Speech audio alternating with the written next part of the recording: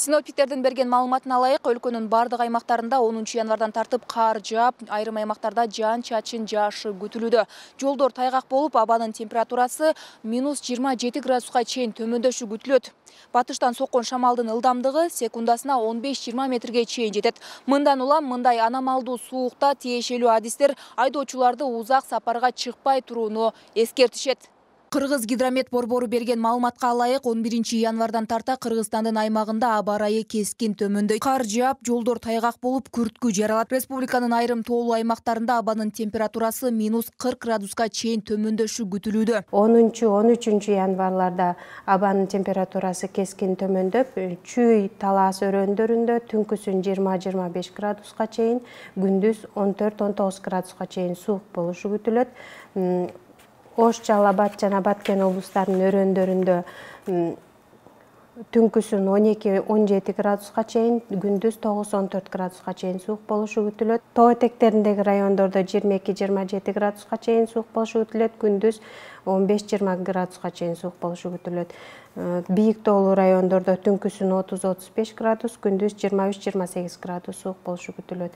Суу Самыр өрөөнүндө түнкүсүн 33-38, күндүз 23-28 градус суук болушу күтүлөт. Аномалдык суук кыш тоолордо мал кармоону, автоунаа, энергетика жана коммуналдык кызматтардын ишин кыйындатат. Өзгөчө Кырдаалдар министрлиги тарабынан жарандарга байма-бай билдирүүлөр жиберилүүдө. Муну менен бирге аталган күндөрү тиешелүү кызматтар күчөтүлгөн тартипте иш алып барат. Адистердин айтымында жарандар бир топ эрежелерди эске алышы керек. Узак сапарга чыгууда же кандайдыр бир шарттарда, кандайдыр бир кесепеттерге, кырсыктарга кабылып калган учурлар болсо, же болбосо ошол кырсыктардын күбөсү болуп калган болсоңуздар, албетте биздин бирдиктүү 112 кызматына кайрылууңуздарды сунуштайбыз. 112 кызматы бардык Кыргыз Республикасындагы жараны коргоонунун кызматтарынын үстүнөн координациялап, аларга тийиштүү деңгээлде, өз деңгээлинде оперативдүү ыкчам иш алып барышат.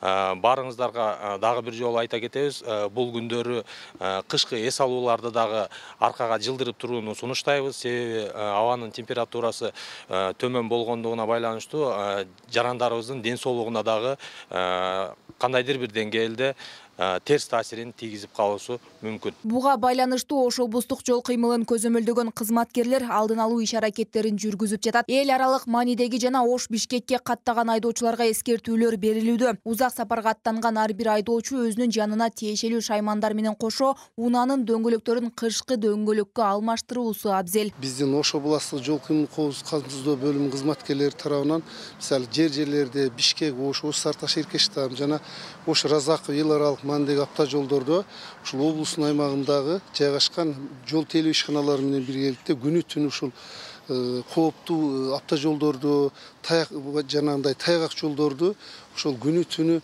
кардан тазалоо иштерин жүргүзүшүп атат.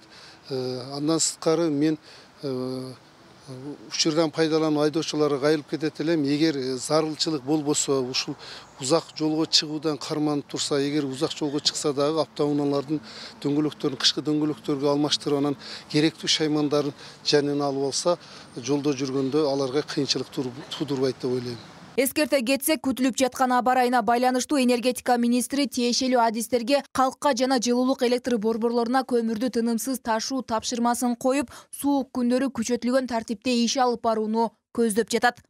Айымкан Исралкызы, Мирзат Нууманов, Ынтымак, Ош шаары.